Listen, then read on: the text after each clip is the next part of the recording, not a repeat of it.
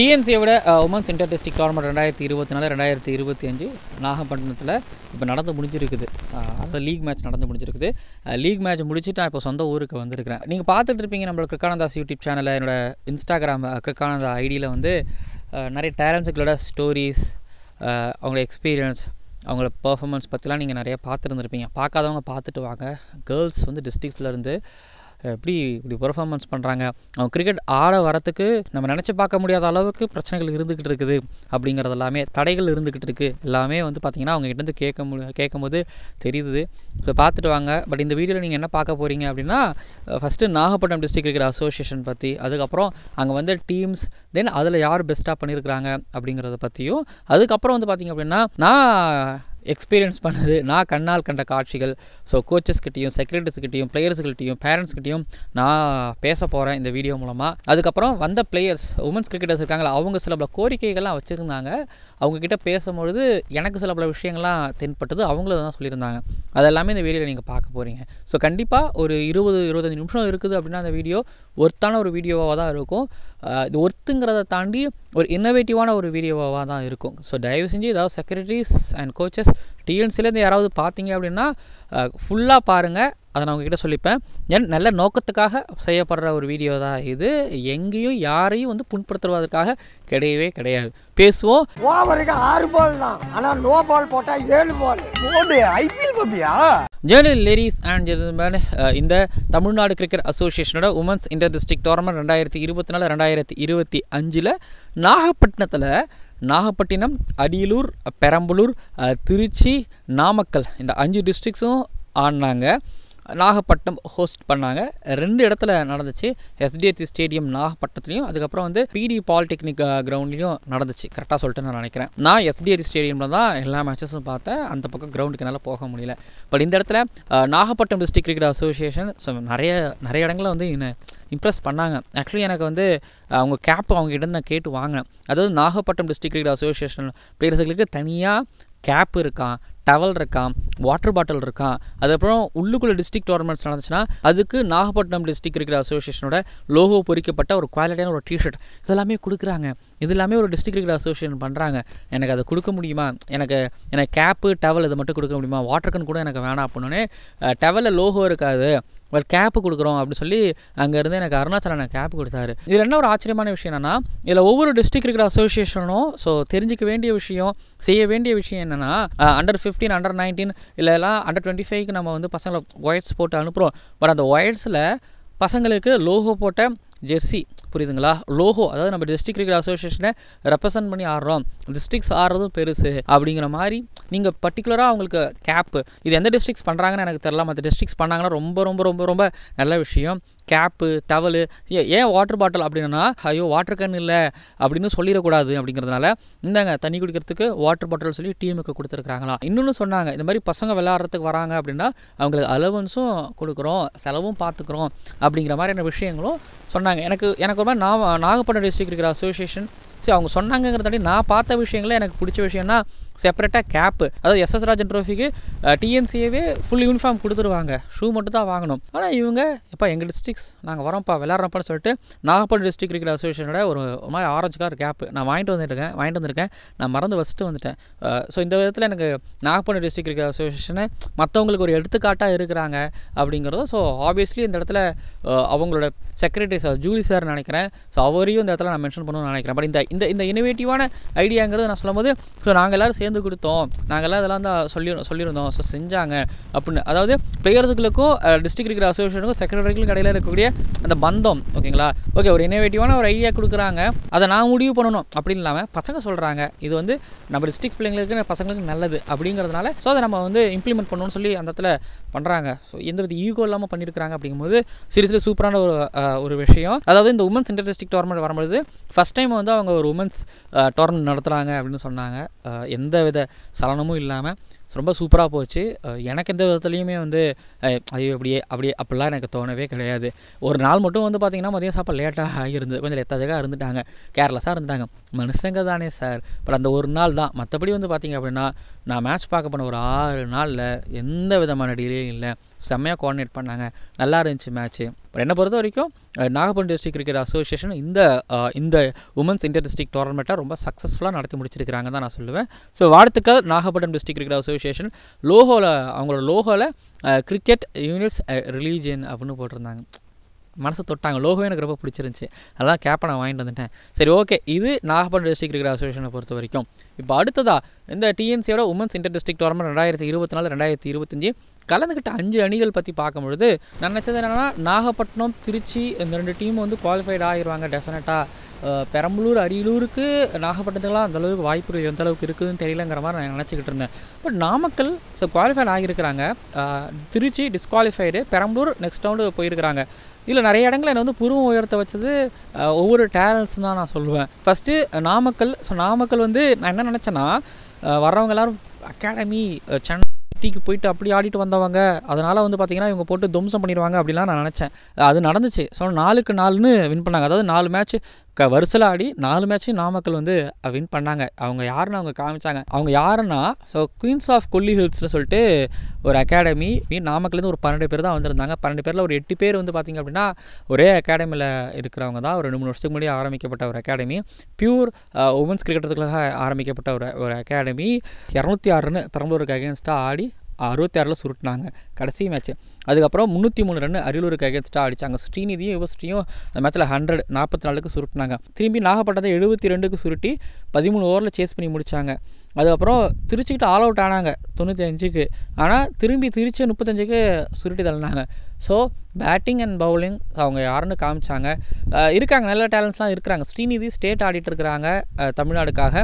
அவங்க ஒரு பக்கம்னா யுவஸ்ரீ கண்டிப்பாக ஒரு மாதிரி என்ன சொல்கிறது, இந்த இன்டர் டிஸ்ட்ரிக்ட் டோர்னமெண்ட்டில் அவங்ககிட்டேருந்து இதுக்கப்புறம் எடுத்த போட்டியில் நிறைய ரன்கள் எதிர்பார்க்குறேன். ப்ளஸ் அவங்கள பவுலிங் அட்டாக் நான் அதை கண்டிப்பாக மென்ஷன் பண்ணி ஆகணும். Match 10 wicket. தர்ஷனா, கோகிலவாணி, அதுக்கப்புறம் ஐலின் ரோஸ். ஸோ இந்த 3 ஃபாஸ்ட் பவுலர்னா ஒரு பக்கம்னா, இன்னொரு பக்கம் தீபிகா ஒரு பக்கம் அவங்களோட ஆஃப் ஸ்பின்னர். ஸோ செம்மையான ஒரு பவுலிங் அட்டாக் வச்சுருக்காங்க. 10 விக்கெட்டு, 70 ரன் 50 ரன் அடிச்சிருக்குனாலும் தைரியமாக அவங்களால பவுலிங் பண்ண முடியாது. ஸோ ஒரு மாதிரி டீம் ஆஃப் பர்ஃபெக்ஷன் நான் சொல்லுவேன். வந்தாங்க, நீட்டாக பவுலிங் பண்ணிட்டு போயிட்டே இருக்கிறாங்க. வந்தாங்க, நீட்டாக விளையாண்டுட்டு, எஸ்பெஷலி எனக்கு அவங்களோட பவுலிங் ரொம்ப பிடிச்சிருச்சு. பேட்டிங் யுவஸ்ரீ, ஸ்ரீநிதி அது அவங்க ஒரு பக்கம் அப்படின்னாலும், இன்னொரு பக்கம் எனக்கு பவுலிங்.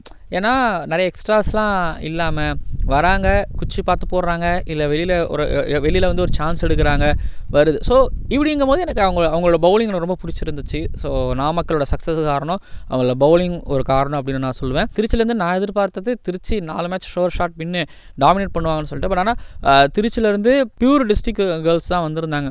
சில பேர்லாம் வந்து பார்த்திங்க அப்படின்னா சென்னைக்கு போய் படிக்கிறது விளாட்றதுங்கிறது ரொம்ப கம்மி தான். இப்போ பூஜாவை பார்த்தீங்கன்னா, பூஜா ஸ்டேட் கேம்ப்லாம் இருந்திருக்கிறாங்க.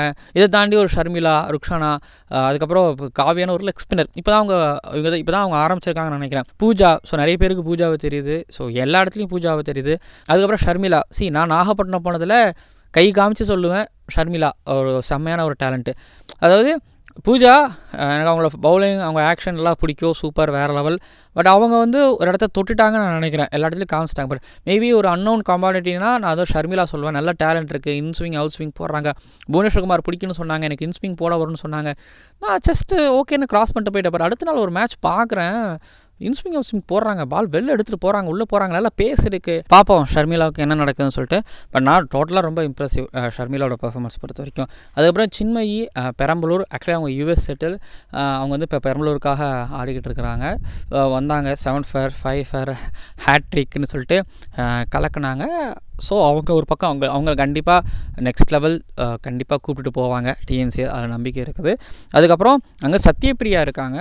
நல்ல ஒரு ஓப்பனர், டெக்னிக்கலி சவுண்டர் பிளேயர். 38 பால் 25 ரன்னு. ஒரு பக்கம் டீமோட விக்கெட்ஸ் போய்கிட்டு இருக்கு. பட் இன்னொரு பக்கம் சத்யபிரியா நின்று ஆடினாங்க. ஒரு மெச்சூர்டு ஒரு கிரிக்கெட் அவங்ககிட்ட பார்க்க முடிஞ்சது. இன்னொரு பக்கம் நாகப்பட்டினத்துலேருந்து எனக்கு சரண்யாவோட ஃபீல்டிங் பர்ஃபார்மன்ஸ் ரொம்ப பிடிச்சிருந்துச்சி. அதுக்கப்புறம் ஒரு கேட்ச் ஒன்று எடுத்தாங்க, டைவ் ஃப்ரண்ட்டில் ஒன்று போட்டு எடுத்தாங்க, லெஃப்ட் ஹேண்டர் அவங்க. இது போக அந்த டீமில் ஹரிணி அவங்களோட கான்ட்ரிபியூஷன் சால பெரியது. ஸோ மென்ஷன் பண்ணணும். இன்னொரு பக்கம் சுஜாதா கிட்டத்தட்ட 98 பால்ஸ் நின்றாங்கன்னு நான் நினைக்கிறேன் against Trichy or Namakkal. I'm not wrong. But ஆனால் ஸ்கோர் கார்டு பார்த்தேன், ஓகே ஒரு 98 பால்ஸ் நிற்கிறாங்க, அது ரொம்ப பெருசு. ஸோ நிறைய டேலண்ட்ஸ் பார்த்தேன். பட் இந்த பக்கம் அரியலூர்லேருந்து 4 மேட்ச் ஆடி 4 மேட்சும் தோற்றுருக்குறாங்க. பட் அவங்களுக்கு கேம் டைம் அப்படிங்கிறது டெஃபினட்டாக கிடைக்கல. ஏன்னா முதல் 2 மேட்ச் வந்து பார்த்திங்கன்னா ஒரு 25 ஒரு 33க்குள்ளே ஆல் அவுட் ஆகும்பொழுது அவங்கள பவுலர்ஸ் என்ன பண்ணுவாங்க, ஒரு 10 ஓவர் மட்டும் தான் போட முடியாது. 10 ஓவரும் பிரித்து போடும்போது ஸோ கொஞ்சம் கேம் டைம் இருக்கணும். பட் அங்கேருந்து வந்து பார்த்திங்கன்னா ஒரு அக்ஷயா, கடைசியாக நாகப்பட்டினத்துக்கு அகேன்ஸ்டாக ஒரு 100 பால் ஒன்று ஆடினாங்க. ஸோ நாமக்கல் இந்த போலில் இருந்து 4 மேட்சை வின் பண்ணி அதுக்கப்புறம் பெரம்பலூர் 3 மேட்சை வின் பண்ணி அடுத்த ரவுண்டு போயிருக்கிறாங்க. நான் சொன்ன டேலண்ட்ஸ்லாம் என்னை ரொம்ப இம்ப்ரெஸ் பண்ணவங்க. நான் யாராவது மறந்துட்டேன்னா அப்புறம் ரீனா நக்ஷத்ரா பெரம்பலூர்லேருந்து அவங்க ஸ்டோரி தாண்டி அவங்க போட்ட அந்த நேரங்களில் போட்ட ஸோ அந்த பர்ஃபார்மன்ஸ் எல்லாமே மென்ஷன் பண்ணலாம், டெஃபினட்டாக மென்ஷன் பண்ணலாம். பட் இதுக்கப்புறம் பேச போகிற விஷயங்கள் ரொம்ப ரொம்ப முக்கியமான விஷயம். வாங்க என்னென்னா, நான் ஃபஸ்ட் டைம் வந்து ஒரு டிஎன்சியோட உமன்ஸ் இன்டர் டிஸ்ட்ரிக்ட் டோர்னமெண்ட் நான் பார்க்க போகிறேன். நீங்கள் வந்து ஸ்கோர் கார்டில் பார்ப்பீங்க, இந்த பவுலர் இத்தனை விக்கெட் எடுத்துருக்காங்க, இந்த பவுலர் இவங்களை எடுத்துருக்காங்கன்னு. ஆனால் நீங்கள் நேரில் பார்த்தீங்க அப்படின்னா அந்த பவுலர் அந்த விக்கெட் எடுத்துருக்கவே மாட்டார். என்ன சொல்கிறீங்க அப்படிங்கிறீங்களா? இருங்க வரேன்.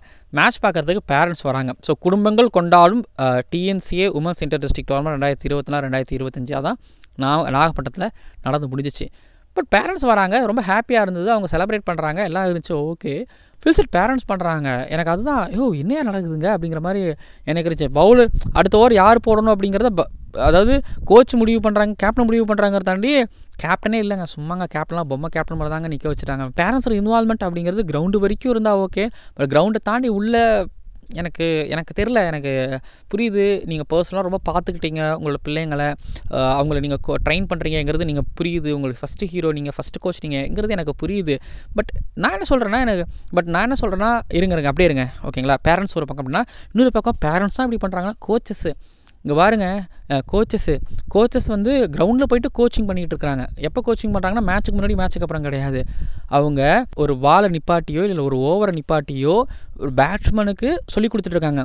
இங்கே பாரு, அந்த பொண்ணு இப்படி தான் பவுலிங் பண்ணுது, ஃப்ரண்ட் ஃபுட்டில் தலையை கொண்டு வந்து பேட்டை முன்னாடி கொண்டு வா அப்படின்னு சொல்கிறாங்க. இதில் என்ன தப்புன்னு நீங்கள் கேட்கலாம். நீங்கள் அப்படியே அப்பட்டமாக நீங்கள் கோச் பண்ணிகிட்ருக்கீங்க, நீங்கள் கைட் பண்ணுங்கள். இங்கே பாருங்களேன், இந்த பிள்ளைங்களுக்கு நம்ம கைட் பண்ணி தான் ஆகணும், வெளிலேருந்து கைட் பண்ணணும். ஆனால் முழுக்க நீங்கள் உள்ளே இருந்துட்டு கோச் பண்ணி முழுக்க உங்களேருந்து கைட் பண்ணக்கூடாது. ஆஃப் ஸ்பின்னர் போட வராங்க அப்படின்னா ஒரு பேட்டரை தலையில் மேலே தூக்கி இழுத்து அடிக்கிறாங்க அப்படின்னா அந்த பிள்ளைக்கு ஆட்டோமேட்டிக்காக தோண வச்சுருக்கணும், முன்னாடி நீங்கள் வச்சுருக்கணும். ஓகே, இந்த பிள்ளை ஸ்டெப் அவுட் பண்ணி அடிக்குது, நான் ஸ்லிப்பை போடுறேன், ஒரு மிட் ஆஃப் உள்ளே வச்சு வெளியில் வச்சு நான் அதை ப்ராப்பராக போடுறேன் அப்படிங்கிற, அதாவது கட்டோ இல்லைனா வந்து ஸ்வீப்போ, ஸோ அதுக்கேற்ற மாதிரி நான் ஃபீல் செட் வச்சு பண்ணி கொடுக்குறேங்கிறத நீங்கள் வந்து அங்கே போய் சொல்லக்கூடாது. இதை நீங்கள் வந்து முன்னாடியே சொல்லி கொடுத்துருக்கணும், முன்னாடி நீங்கள் கோச் பண்ணியிருக்கணும். கிரவுண்டுக்குள்ளே வந்து கோச் பண்ணக்கூடாது, கைட் பண்ணுங்க, நான் தப்பு சொல்லலை. ஒரு பாலை நிப்பாட்டி ஒரு ஓவரை நிப்பாட்டி அது ஒரு மாதிரி என்ன சொல்கிறது, அதான் ஒரு மாதிரி என்ன சொல்கிறது, பிளேயர்ஸ் விளையாடலை, 11 பிளேயர்ஸ் விளையாடலை, கோச்சு பேரண்ட்ஸ் எல்லோரும் சேர்ந்து விளையாண்ட மாதிரி எனக்கு இருந்தது. ஒரு மாதிரி அக்லியாக இருந்துச்சு. இப்போ இந்த டோர்னமெண்ட்டை வின் பண்ணணும், இந்த மேட்சை வின் பண்ணணும் அப்படின்னு மட்டும் தான் நீங்கள் நினைக்கிறீங்க. அந்த பிள்ளைங்களோட ஃபியூச்சரை பற்றி நீங்கள் யோசிக்கலையோ? எனக்கு அதான் அந்த பிள்ளையோட ஃபியூச்சரை பற்றி யோசிங்களேன். இப்போ உங்கள் டிஸ்ட்ரிக்டாக ஆடும்போது அவங்க உங்கள் பிளேயரு, அங்கேருந்து ரவுண்ட் ராபின் போயிட்டாங்கன்னா அவங்க வேறு யாரோ, அவங்க உங்கள் பிளேயர் கிடையாது. அங்கே போயிட்டு உங்களால் எதுவும் சொல்லவும் முடியாது. அங்கே இருக்கிற கோச் இந்த மாதிரி சொல்லவும் மாட்டாங்க, அவங்க அமைதியாக உட்காந்துருந்துருப்பாங்க, அவங்க எதுவும் சொல்லவும் மாட்டாங்க. நீங்கள் ஆடிட்டு வாங்க அப்படின்னு விட்டுருவாங்க. நீங்கள் ஏரியில் தூக்கி போட்டு நீங்கள் நீச்சல் சொல்லி கொடுக்க வைங்க, நீங்கள் போயிட்டு ஏரிக்குள்ளே நீங்களும் குதிச்சு கையை காலை அசைச்சு விட்டிங்கன்னா இங்கேருந்து இன்னொரு குளத்துக்கு போகும்போது ரவுண்ட் ராபினுக்கு போகும்போது அங்கே கஷ்டப்படுவாங்க. ரொம்ப தப்பு பண்ணுறீங்க கோச்சஸ், பேரண்ட்ஸ். நீங்கள் ஆஃப் ஸ்பின்னராக இருக்கீங்க, நீங்கள் ஃபாஸ்ட் பாலராக இருக்கீங்க, பேட்டராக இருக்கீங்கன்னா நிறைய மேட்சஸ் பாருங்கள், நிறைய பிளேயர்ஸோட இன்டர்வியூஸ் பாருங்கள், படிங்க. அங்கே கோச்சிக்கிட்ட இங்கே கேள்வி கேட்குறது இல்லாமல் அங்கே கேள்வி கேளுங்க. உங்கள் கோச்சை நச்சரிங்கன்னு தான் நான் சொல்லுவேன். ஸோ கண்டிப்பாக இது வந்து கண்டிப்பாக இந்த விஷயம் பார்க்குற கோச்சுக்கோ பேரண்ட்ஸுக்கோ புரியும் அப்படின்னு நான் நினைக்கிறேன். ஸோ பார்த்துக்கோங்க. சில பேர்லாம் சொன்னாங்க, ஐயோ எங்களுக்கெல்லாம் முடியல, எங்களால் ஃபீல் செட்டே பண்ண முடியல. நான் ஒரு யோசிச்சு ஒன்று வச்சேன்னா அங்கேருந்து பேரண்ட்டுக்கிட்டேருந்து ஒன்று வருது, கோச்சுக்கிட்டேருந்து ஒரு கமெண்ட் அப்படிங்கிறது ஒன்று வருது. ஸோ கோச்சுக்கிட்டேருந்து வர்றது தப்பு கிடையாது, ஆனால் பிள்ளைங்களை விளையாட விடுங்க அப்படின்னு தான் நான் சொல்கிறேன். புரியுதுங்களா? சரி, ஓகே. இப்போ அடுத்தது அங்கே வந்து விளையாண்ட உமன்ஸ் கிரிக்கெட்டர்ஸ் என்ன சொன்னாங்க அப்படின்னா, அவங்கக்கிட்டேருந்து நிறைய கோரிக்கைகள்லாம் வந்துருந்தது. இது அவங்க சொன்னால் நல்லா இருக்காது, பட் அதை நான் அவங்கக்கிட்ட நான் சொல்கிறேன். ஃபஸ்ட்டு இங்கே பாருங்கள், கிரிக்கெட் விளையாடணுன்னா நீங்கள் நினைக்கிறீங்க பெண்கள் வெளியில் வந்து விளையாடுறது அதெல்லாம் பிரச்சனை இருக்குது, ஓகேங்களா? அதெல்லாம் பிரச்சனை இருக்குது. சில சின்ன பிரச்சனைகள், இந்த பிரச்சனை நீங்களும் நானும் கிராஸ் பண்ணிட்டு வந்துருந்துருப்போம். ஓடி கொடுக்க மாட்றாங்க அப்படின்னு பிள்ளைங்க சொன்னாங்க. ஆமாம், அவங்க டிஸ்ட்ரிக்ஸ்க்காக ஆட போகிறாங்க, ஓடி கொடுக்க மாட்றாங்க, லீவு போடுறாங்க, அட்டண்டன்ஸில் பிரச்சனை வருது, எக்ஸாமில் அதனால் வந்து பிரச்சனை வருது அப்படின்னு சொல்லி ரொம்ப வருத்தப்பட்டாங்க. 5 நாள் ஆப்சன்ட் போட்டாங்கன்னா யோசிச்சு பாருங்கள். ஆல்ரெடி ஏதோ ஒரு வகையில் ஃபீவர் அப்படின்னா லீவ் போட்டாங்கன்னா இல்லை இதுக்கப்புறம் நிறைய மேட்சஸ் ஆட போவாங்க. இங்கே பாருங்கள், dear head master, HODs, HRs எல்லோரும் நீங்கள் இருப்பீங்க. இவங்க ஆட போகிறது அவங்களுக்காக ஆடுறாங்க, இல்லை அவங்க டிஸ்ட்ரிக்ஸ்க்காக ஆட போகிறாங்க, புரிஞ்சுக்கோங்க, தெரிஞ்சுக்கோங்க. சில பிளேயர்ஸாக சொன்னாங்க, சார் நாங்கள் விளையாட போகிறோம் அப்படின்னா ஏதோ சும்மா போகிறாங்க வராங்கன்னு நினச்சிட்டு இருக்கிறாங்க சார், அவங்களுக்கு எதுவும் தெரிய மாட்டேங்குது சார் அப்படின்னு சொன்னாங்க. எனக்கே இது மாதிரி ஐயோ என்னங்க இந்த உமன்ஸ் இன்டர் டிஸ்ட்ரிக்ட் டோர்னமெண்ட் டிஎன்சியை கனெக்ட் பண்ணுறாங்க, நான் ஒரு மாதிரி வேறு மாதிரி பார்க்குறேன். காலேஜஸ் ஸ்கூல்ஸ்லாம் இவங்க இதை பெருசாகவே புரட்டவே மதிக்கல அப்படிங்கிறது தெரிஞ்சுது. ஸோ இதை வந்து இன்னும் டிஸ்ட்ரிக்ட் செக்ரட்டரிஸ் இல்லைனா டிஎன்சி அவங்க பள்ளி கல்வித்துறை அமைச்சர்கள்ட்டையோ இல்லைனா பள்ளி கல்வித்துறைக்கிட்டையோ பேசி இவங்க சால்ட் அவுட் பண்ணால் சரியாக இருக்கும்னு நான் நினைக்கிறேன். சரியான சொல்யூஷன் தான் கொடுக்குறான்னு எனக்கு தெரில. ஆனால் பிள்ளைங்க ஓடி பற்றி கொஞ்சம் வருத்தப்பட்டு சொன்னாங்க. நிறைய பேருக்கு ஓடி பிரச்சனையாக இருந்துச்சு. அதுக்கப்புறம் இன்னும் ரொம்ப பிரச்சனை அப்படின்னா எங்களுக்கு வந்து ப்ராக்டிஸ் மேட்சஸ் கிடைக்க மாட்டேங்குது. இதை டைகர் பட்டோடி இந்தியாவுக்கு கேப்டனாக இருக்கும்போது நீங்கள் வந்து மைசூருக்கு ஆடலை, நீங்கள் பஞ்சாபுக்கு ஆடலை, நீங்கள் மெட்ராஸுக்காக ஆடலை, இந்தியாவுக்காக ஆடுறீங்கன்னு சொல்லி ஒத்துமையாக ஆட வச்சார். அது ரொம்ப கஷ்டப்பட்டார். அது எவ்வளோ கஷ்டங்கிறத நான் இந்த ஒரு 5 நாளில் தெரிஞ்சுக்கிட்டேன். எல்லா டிஸ்ட்ரிக்ஸ்னால் என்ன எல்லோரும் ஒரே ஊராக கிடையாது. இப்போ திருச்சி டிஸ்ட்ரிக்ஸ் அப்படின்னா மணப்பாறையிலேருந்து முசிறியிலேருந்து ஸ்ரீரங்கத்துலேருந்துலாம் வருவாங்க. ஸோ ஒன்றா ஆக்கணும், ஒரு பாண்டை க்ரியேட் பண்ணணும். அந்த பாண்டை க்ரியேட் பண்ணால் நேராக கிரவுண்டுக்குள்ளே போனோன்னா அது வந்துருமா, ஹாய் நல்லா இருக்கியா அப்படின்னு முடியாது. அதுக்கு முன்னாடி என்ன பண்ணணும்னா அவங்களுக்கு ஒரு 20 நாள் கேம்பை போடுங்க, அவங்கள ஒன்றா ஆக்குங்க, ஒருத்தவங்க புரிஞ்சிக்க வச்சுக்கோங்க. ஒருத்தவங்க விக்கெட் எடுத்தாங்கன்னா தெம்மேன்னு சில டீமில் நின்னாங்க, பார்த்தேன். சம்மந்தமே இல்லை, யாரோ இவங்க பவுலிங் போகிறாங்கிற மாதிரி பார்த்தேன். ஸோ ப்ராக்டிஸ் மேட்சஸ் நான் பாண்டை க்ரியேட் பண்ணுறதுக்காக மட்டும் நான் கேட்கல. அவங்க பேட்டிங் பிடிக்கிறதோ அவங்க பவுலிங் பண்ணுறது எல்லாமே பார்த்தாலே தெரியுது. சில பேருக்கு மசில் மெமரி இல்லவே இல்லை. எப்போ நீங்கள் கடைசியாக போன வருஷம் டிஸ்ட்ரிக்ட் கிரிக்கெட் மேட்ச்சில் கடைசியாக ஆடணும், அதுக்கப்புறம் இடையில வீட்டில் பிரச்சனை, காலேஜில் பிரச்சனை, ஆட முடியலை அப்படின்னு சொல்கிறாங்க. டீமேஸ் ரெடி பண்ணுறது கஷ்டங்கிறது ஒரு பக்கம் அப்படின்னா, இன்னொரு பக்கம் பல பேரெல்லாம் கிரிக்கெட் ரெகுலராக விளையாடுறவங்க இருக்கிறாங்க, சில பேர் டச் இல்லாமல் இருக்கிறாங்க. பட் ஆனால் அவங்க இந்த மாதிரி ப்ராக்டிஸ் கேம்ப் வரும்போது அவங்க ஓரளவு ஒரு பிளான் பண்ணிட்டு வருவாங்கள்ல. ஸோ கேட்குறது என்னென்னா ப்ராக்டிஸ் மேட்சஸ் கேட்குறாங்க.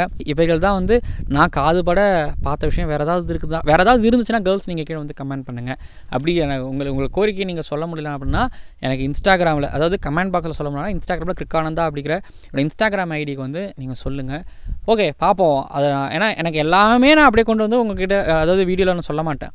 அதை பார்த்து ஓகே சரியாக இருக்கா அப்போ நீங்கள் அந்த விஷயங்களை பார்த்துட்டு சொல்லுவேன். நீங்கள் தாராளமாக தெரிவிக்கலாம். தென் வீடியோ நிறைவடைகிறது. நாகப்பட்டினம் டிஸ்ட்ரிக்ட் கிரிக்கெட் அசோசியேஷன் உங்களுக்கு மிகப்பெரிய ஒரு சல்யூட். அண்ட் கலந்துக்கிட்ட 5 டிஸ்ட்ரிக்ட் கேர்ள்ஸ் ரொம்ப சந்தோஷம் உங்களை மீட் பண்ணது. இதுக்கு முன்னாடி என்னை நீங்கள் பார்த்துருக்க மாட்டீங்க, நான் உங்களை பார்த்துருக்க மாட்டேன். பட் ஆனால் பேச ஆரம்பித்ததுக்கப்புறம் ஜாலியாக பேசுனாங்க. ஸோ இப்போதைக்கு லீக் ஸ்டேஜ் முடியுது, ப்ரீ குவார்ட்டர் ஃபைனல் ஆரம்பிக்குது February 5 கேர்ள்ஸ் எல்லாருக்கும் ஆல் த பெஸ்ட். நல்லா பண்ணிட்டு வாங்க, கலக்கிட்டு வாங்க, பார்ப்போம். அண்ட் அதே போல் டிஎன்சிஎஸ்லேருந்தோ இல்லை யாராவது டிஸ்ட்ரிக்ட் செக்ரட்டரிஸ் அந்த வீடியோ பார்த்துருந்தீங்கன்னா ஸோ நீங்கள் கொஞ்சம் மறுபரிசீலனை பண்ணலாம் பல விஷயங்கள், நான் சொன்ன விஷயங்கள்லாம். அப்புறம் இந்த டிஎன்சியோட women's inter district tournament 2024-2025 so கிரிக்கானந்தா நான் ஏன் போனேன் அப்படின்னா கற்றுக்கணும்.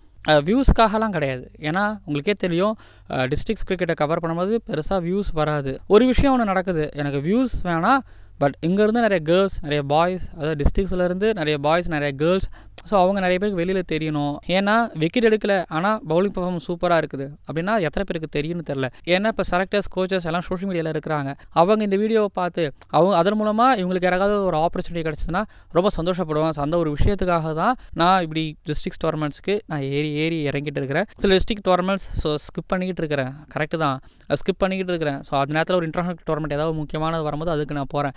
ஆனால் முடிஞ்ச அளவுக்கு நான் டிஸ்ட்ரிக்ட் டோர்னமெண்ட்ஸ், ஸ்கூல் டோர்னமெண்ட்ஸ் எல்லாரும் எந்தெந்த அளவுக்கு கவர் பண்ண முடியும், டிவிஷன் கிரிக்கெட் எந்த அளவுக்கு கவர் பண்ண முடியுமோ அதை கவர் பண்ணலான்னு இருக்கேன், சொல்லிக்கிட்டு இருக்கிறேன். பட் இதுக்கப்புறம் நான் செயல்படுத்துவேன் நான் நினைக்கிறேன். பட் திரும்பவும் சொல்கிறேன், வியூஸுக்காக கிடையாது. இங்கேருந்து அதாவது டிஸ்ட்ரிக்ஸ்லேருந்து கேர்ள்ஸ் அண்ட் பாய்ஸ் ஸோ அவங்க போகணும். ஸோ நீங்கள் ஏதாவது பண்ணால் தான் என்னால் ஏதாவது பண்ண முடியும், நீங்கள் ஏதாவது பண்ணால் தான் என்னால் ஏதாவது பண்ண முடியும். அது சொல்லிக்கிறேன். நீங்கள் ஏதாவது பண்ணுங்கள், என் சிலேருந்து நான் ஒன்று பண்ணுறேன். அது இந்த விஷயந்தான். என் கலை மூலமாக, என் ஆர்ட் மூலமாக, என் பேச்சு மூலமாக, என் கேமரா மூலமாக, அது மூலமாக மட்டும்தான் என்னால் ஏதாவது பண்ண முடியும். பட் பெர்ஃபார்மன்ஸ் எல்லாம் உங்கள் சைட்லேருந்து தான். தென் உங்களுக்கு கிளாரிஃபை கொடுத்துருப்பான்னு நினைக்கிறேன் நான் ஏன் போனேன் அப்படிங்கிறதுக்காக. அதே போல் உங்களுக்கு ரெக்வஸ்ட் ஒன்று வைக்கிறேன். உங்களுக்கு பக்கத்தில் எங்கேயாவது டிஸ்ட்ரிக்ஸ் டோர்னமெண்ட் நடக்குது, ஏதாவது டிஸ்ட்ரிக்ட் மேட்சஸ் நடக்குதுன்னா போய் பாருங்கள். அதுலேயும் இந்த அண்டர் 14, அண்டர் 19 மென்ஸு, அப்புறம் ஸ்கூல் கிரிக்கெட்டு, இது மாதிரி உமன்ஸ் டோர்னமெண்ட் இதுக்கெலாம் போங்க. அவங்க இது மாதிரி ராவாக விளையாடுவாங்க. அவங்களோட எமோஷன்ஸ் இது மாதிரி நல்லாயிருக்கும், செலிப்ரேஷன்ஸ் நல்லாயிருக்கும். நம்மளை ஆச்சரியப்படுத்துகிற மாதிரி டெக்னிக்கலாக சூப்பராக விளையாடுவாங்க. அந்த ப்ரெஷரில் அந்த பசங்க ஹோல்டு பண்ணுவாங்க. அந்த வயசில் நல்லாயிருக்கும். போய் பார்த்துட்டு வாங்க. போய் சப்போர்ட் பண்ணுறது ஒரு பக்கம் அப்படின்னா உங்களுக்கு வேறு மாதிரியான ஒரு எக்ஸ்பீரியன்ஸ். நீங்கள் நிறைய டிவியில் பார்த்துருப்பீங்களா கிரிக்கெட், அது நேரிலே காமிப்பாங்க. அந்த பசங்க அந்த வயசில் காமிப்பாங்க. உங்களுக்கு ஆச்சரியப்பட்டு போவீங்க, என்னடா இப்படி விளாட்றாங்கிற மாதிரி நீங்கள் ஆச்சரியப்பட்டு போவீங்க. ஸோ போய் பார்த்துட்டு வாங்க. ஓவருக்கு 6 பால் தான், ஆனால் நோ பால் போட்டால் 7 பால். ஐபிஎல் பாப்பியா?